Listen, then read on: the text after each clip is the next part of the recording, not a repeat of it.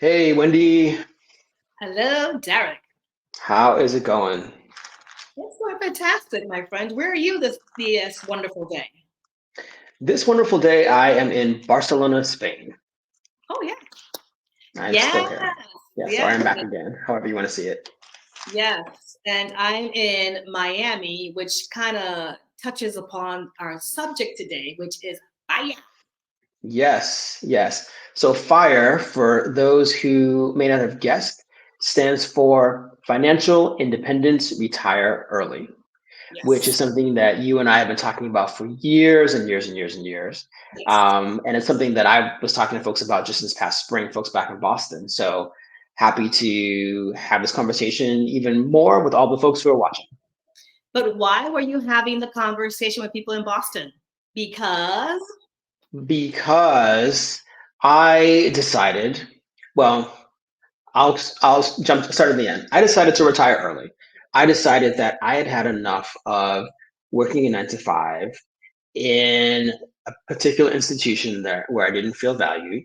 And I'm not saying anything that I didn't say to them. So I just didn't feel valued, felt undermined.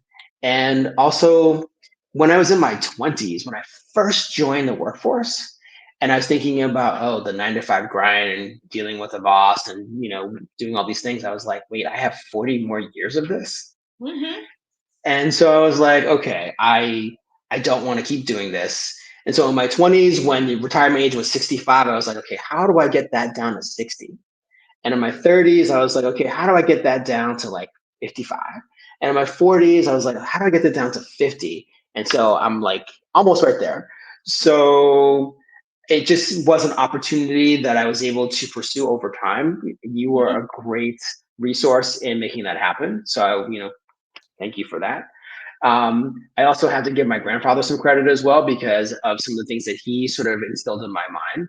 Like I remember hmm when I was getting my first job, he was like, "Oh," and this was like working for a department store or something, like Filene's or Jordan Marsh, like one of those old Boston department stores. And he said, "Do you have a pension?" And I'm like 20. And I'm like, no, I don't have a pension. He just giggled and he's like, you don't have a pension? And he just giggled and walked away. And he never explained why that was funny to him. We never had any other conversations around working or retiring. But it was just interesting that he thought that was funny that I didn't have, as a 20 something, didn't have a retirement plan. So that also kind of always sat with me. And then one more impetus was a conversation that I had with a good friend of ours who's a doctor. And when I moved back to Boston and was working for a nonprofit organization and was describing it to him, he said, "Well, what are you going to do with that, in the upcoming years, in the future years?" And I'm like, "Oh, I don't know. I'm still thinking about it." He's like, "Well, the one thing the world always needs is doctors." And I was like, "Ouch. That's a little harsh." But again, it was another thing that sort of like pushed me to think about, okay, I have skills for today. Do I have skills for tomorrow? And if I do, what are they? And then how do I develop them in a way that will get me to a point where I can be future proof? I can future proof my life in some way. And hmm so those things all combined, including what I'm sure you'll talk about in terms of how you pushed me, were sort of what got me to pursue fire. Yes, fire was is something that I wish I understood in my 20s. I mean, I'm retired. I won't say how old I am, but let's just say I'm a lady of a luxurious age. And I was not around when Martin Luther King or JFK died. So, but I'm retired and I've been fully retired. I haven't had to have a job, like a physical job, in probably since 2011. I freelanced a lot because I didn't understand not working because we are always taught to work. And the fact that you tell someone you don't have a job and you're in your 40s, people are looking at you like, what's wrong with you? Something has to be wrong because that's not the norm. And COVID actually was one of the fact to me was like, you know what? I don't have to work. Why am I doing this? Let me just enjoy my life. So I made some changes in my life that allow me to enjoy my retirement. But to get there, which is really what we're talking about today, getting to the point where I don't have to have a job, For me, it was an accident that became a hobby, it became a business, and it got me here, which is real estate and real estate development. Buying, fixing houses, taking advantage of the capital gains exemption tax for your primary residence, doing all those things got me to where I am. And along the way, once I started realizing like you can actually make money doing this, I started sort of encouraging my friends to come along with me. And it's amazes me how many of my friends just were like, no, I'm not interested. No, there she goes. She's just being Wendy. No big deal. You were one of the few people that really took it serious. Like, you know what? I hear you. I see you. I feel you. Let me try to like hone this. And I thought it had taken you longer, but you said it took you 7 years to get to the point where you had enough income coming from your real estate portfolio that you could take a step back and say, you know, I don't need to deal with this anymore. So it's not impossible to happen for anyone. It can take you as much time as you're willing to invest. You could do it in 5 years if you're aggressive. You could do it in 10 years if you want to pace yourself. But this is not an impossible goal to achieve. And Okay. you are actually saying the thing that was on my mind. So one of the things they don't teach us is that this is possible. And I know how it sounds. Like if you're not in the situation now, and if you're far from the situation, we probably sound like used car salesmen. We probably sound like ambulance chasers. We probably sound like those impossible people or those people you see in movies. I guarantee you we are real. And we're not trying to sell you anything. We're not trying to sell you crypto. We're not trying to sell you a course. We're not trying to do any of those things. All we're trying to do is encourage you. If it's in your mind. So with my story, the seeds were planted, and then Wendy helped water the ground, and it kind of grew from there. But the seeds were already there. So if you already have the seeds planted, or if we're planting the seeds in your mind, know that it is possible, Mm-hmm. and that you just need to have a plan. And so, but even before the plan, you kind of have to look. You have to know your finances. You have to know your numbers. Yes. So where I will start in terms of the things they don't teach us is knowing what your number is. So by that, what I mean is what number, what amount do you either need to have saved, or do you need to have coming in as passive income in order for you to say that you have reached fire and that you can retire early. Yeah. So you have to figure out like, okay, so in my case, I knew I wanted to be done at 50. And so I had to figure out, okay, so if I retire at 50, how much do I need to have as passive income? Because I don't have it saved as one big chunk, but how much do I have to have as passive income per year? And then how much do I need to have over the next number of years? So I like to plan to live to be 100. Don't know if it's possible, but I like that. Actually, 100 years and 1 day. I want to have my 100th birthday, have it be a big blowout, and then be like, I'm done, y'all. I'm out. All That's right. my goal. That's how I'm Hey, planning. That's how I'm planning. hey. So, I had to think about what's my number per year.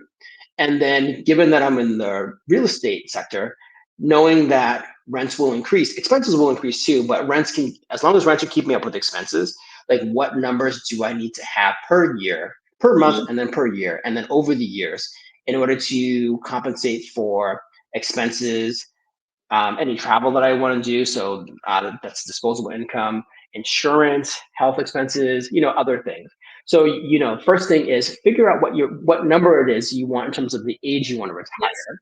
And then from there, figure out what numbers you need to hit in order to make that happen. So if you're working a job now, how do you have replacement income to replace the money you're making now at a job, Mhm. and then have a little bit left over in order to enjoy your life in a different way? Yes, yes, absolutely. I mean, it could be anywhere from you'd be surprised how little you can live on. I mean, it could be anywhere from 5,000 a month to 20,000 a month. But you'd be surprised if you break down and you say, okay, well, I'm not going to have, because when you don't have a job, certain expenses go out the window, like clothing. I don't buy business suits. I don't buy suits or any clothes for the office. So that expense is gone. Even like lunches and miscellaneous things like that. I don't participate in that. I don't go out for after work drinks with the crew. I don't have to go to lunch with people. I don't do any of those things. I don't buy Starbucks coffees. So a lot of those miscellaneous expenses go out. Transportation. There's no commuting. I'm not taking the subway to work every morning. So those expenses go out. So you have to factor all that stuff in. But when you get to that number, then how do I get there? How do I do? We both did it through real estate investments. You can do it through other vehicles, which is investing in the stock market. just basically even your savings. But there are other ways to do it. But the fact is, it can be done. It's not an impossible thing. And they teach us when we're younger, that first job, you get that job, they give you a stack of paperwork and they want you to sign up for all these retirement plans. And they tell you basically, if you stay in this job for the next 30, 40 years, making this money and you invest in this retirement plan, you can then retire and get, money every month. And then you get Social Security and that could take care of you. But unfortunately, what you don't realize is that when you invest in those retirement plans, there's a company that has people working for them and they're now living a good life off of your money. And some of them, their girlfriends, they've achieved fire through you because they own the company. But we don't know that. They don't tell us about that. And I wish someone had told me when I was, in my 20s that this is achievable through other avenues. That you can Hmm. retire early and you don't have to do this. And you don't have to buy into the hamster wheel of life and just be, spinning and spinning and spinning for a goal that's you feel unachievable at a 20-year-old. As a 20-year-old. Right. Right. And I think so. I want to speak to the Black Americans, the Hispanic Americans, the people of color in the US Mhm. who may not have one may not have the wealth. Fair enough. I didn't start off wealthy at all. Wendy, I don't think you started off wealthy either. It's Oh something God. that will take time. There's no silver bullet. This is something that will take time that you have to literally build. You may literally have to build this from scratch. If you're not going to inherit it, and if you don't already have it, you will have to build it over time. And so then you need to just figure out what that plan is, what's right for you. So real Yeah. estate was what worked for us. But depending upon where you are, so we were both in the Northeast. So where real estate appreciates very quickly. Yes. So that made sense for us. In the Midwest and the South, that may not be your path, but you may have other things. You may have other types of businesses that might afford you something similar. And definitely go for what's going to make sense for you. Because again, real estate was what just happened to make sense for the two of us at the time. But what I would also just say is develop the level of comfort to have the conversations with your family or with your crew, because maybe you achieve this with your chosen family or with a group of friends or with some business partners. Yeah. Develop the ability to reach that level of comfort where you can have these conversations around finances and have these conversations around building a business, building their structures to support the business, talking about sustainability and having an exit plan.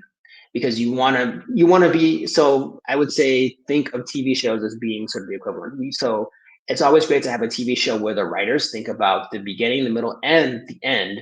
Even if it's like 5 seasons, they've thought about the whole thing and it's tight and it's interesting and it keeps you hooked. Versus those TV shows where they write the beginning, maybe they have season two, but then like they keep getting renewed again and again and again by the networks, and it's like, where's this going? Yeah. So think about your beginning, your middle, and what your exit strategy could Yeah. be, knowing that it may change over time. Make sure you leave some flexibility in there. You don't want it to be too rigid because then it might, when things change. So, for example, when the pandemic hit, or when the was it the bubble burst in '07, '08? Those Mhm. things probably rocked some people because they didn't have some either reserves or some flexibility built in. So just Mhm. think about what your strategy will be, but leave flexibility in there so that as things change, as the market changes, as the conditions change, even as your ideas and your tastes change, maybe your health changes, you still have the ability to be flexible and to roll with it so you can still achieve your goal. And maybe your end date moves by a year or two or three, but that's okay because again, if the idea is you don't want to work till you're 65 or Yeah. 75 or 85, if you finish at 55 instead of 50 or 57 instead of 50, you're still ahead of the game, so to speak. Yeah. Yeah. And there are many, many people out there that have tutorials about how to achieve fire. Like Derek said, we're not trying to sell anything. I don't want to encourage anyone to do anything that's not comfortable for them.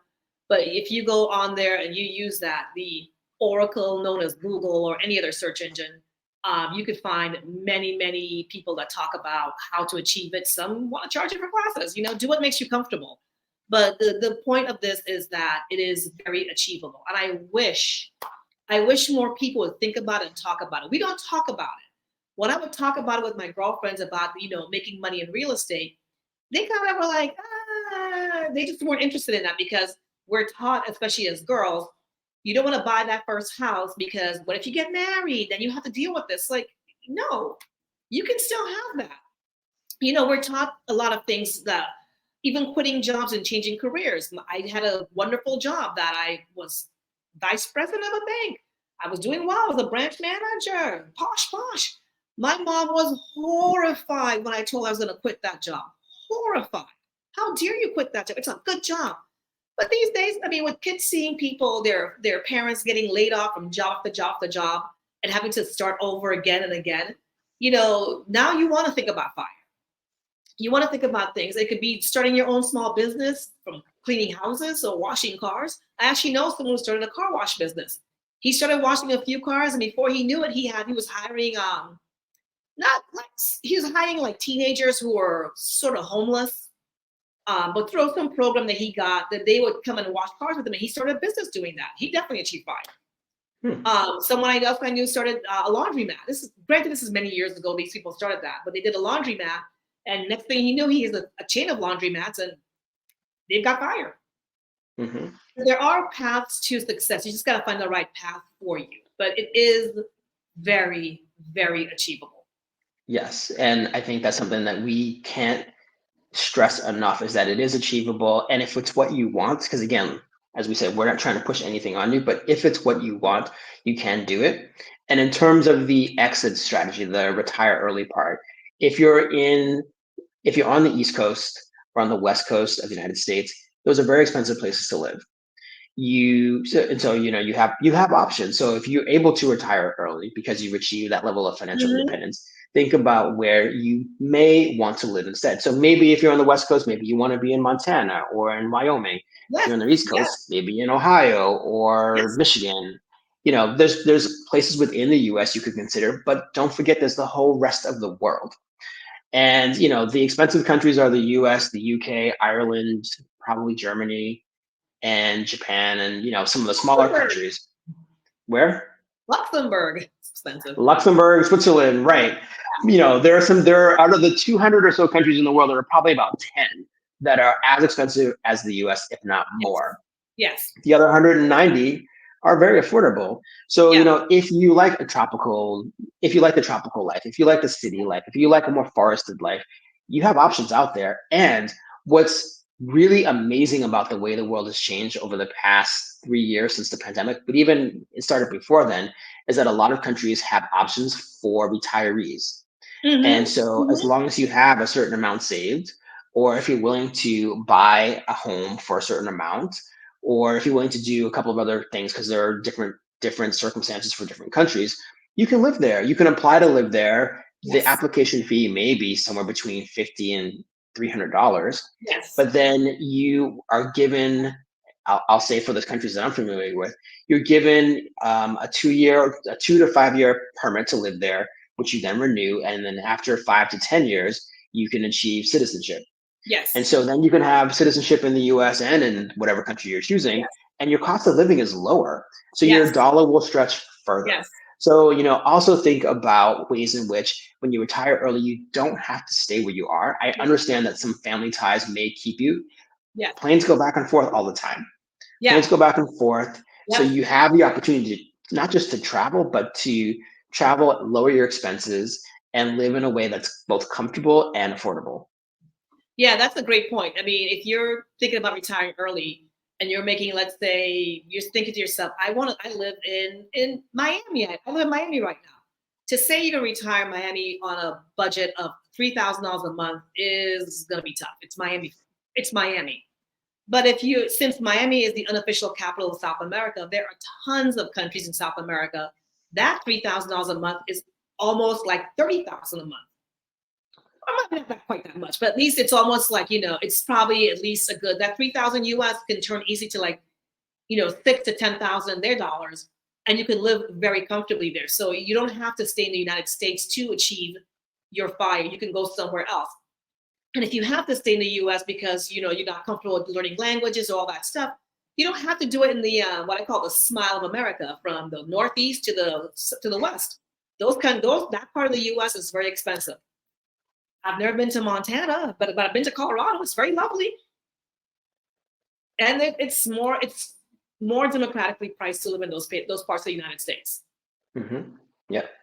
And if you do decide to live overseas, if you listen to our podcast around our episode around solo travel, you would have heard us talk about how the level of English spoken in other countries is pretty high. It's actually very high these days. Yes. And Yes. so you can communicate with people pretty easily. There's a lot of doctors and dentists and other people who speak English. A lot Yes. speaking English well. There are translators. There's also Google Translate. So if you're in a bind, Google Translate is your friend. Um, but also, medical tourism is on the rise. A lot of Americans Mm, and probably people from Europe go to other countries in order to have medical procedures, so surgeries. yeah. Probably plastic surgeries more often than medical surgeries. But there's a BBL. we won't go there. That's for another episode. But there's enough medical Yeah. education in English that you should be able to find what you're looking for a pretty much any condition or most of the conditions that are out there. And um, they're used to people from the US coming and going, and a lot of medical systems. If you Google like top medical systems in Europe or top medical systems in South America, Colombia, for example, comes up with five of the best hospitals in no, Yes. yeah, five of the best hospitals in South America. Spain is high ranked. I think Portugal is high ranked too. So Yeah. there are countries out there that are ranked pretty high for medical treatments. And also remember that their lifestyles tend to be healthier. They walk more, they Hmm. eat less fatty food, less salty food. They're healthier in terms of the amount of sodium and preservatives they put in their food. So your overall lifestyle will change just by being there and just absorbing the culture and being there. So your retired life will be different from your current life in a number of ways. But really, it just takes you, I would say, first figuring out what your number is in terms of when do you want to retire, and then how much do you need to figure out how much you need to either save up or have as Yeah. passive income per year, per month, and then per year in order to make it work for you. But don't let, as to your point, don't let language be a obstacle in your future, because you can live very comfortably in a lot of these countries for very little money, and you can achieve fire that way. I mean, I wish I had understood this earlier. I probably would have retired earlier. I didn't understand that you don't have to work.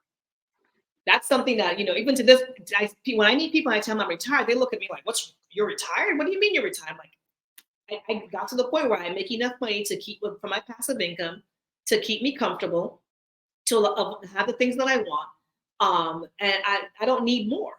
Could I work harder and have more? Yeah, I could, but I'm okay with what I have. I find it a very content place in my life, and I'm okay with that. Hmm. Yeah.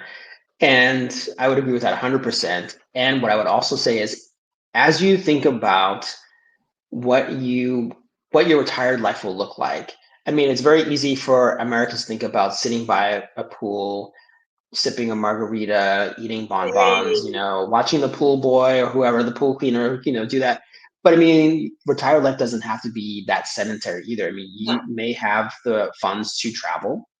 You Yep. may want to learn the language. You may want to study painting. You may want to start a podcast. I mean, there's things you can do that don't cost a whole lot of money, but that will keep your mind sharp, that will engage you with the locals, that will get you learning new things. Because for me, my personal philosophy is that the meaning of life is to live life, is to do things, to discover, to learn, to meet, and just to continue growing in new ways. And so, one of the great things about being retired early is that I am young enough to do that without being exhausted, Hmm. and without having additional things upon me, health wise or other, that I can still enjoy life, get out and do stuff, knowing that I have the time later on, in like 20, 30 years to be like, okay, you know what? I am going to sit by the pool. I am going to eat bonbons. I am going to watch the pool boy go by and, just having that be my life. So, think about it as being like another life that you get to live if you choose to live it that way. Because again, what your circumstances are may be different than what ours have been. Yeah, and you can even look at teaching English certain places. There are a lot of place companies that'll hire you to teach English, or even countries where they'll pay you to come and teach English. I know someone who actually she was born in a French country but grew up in America.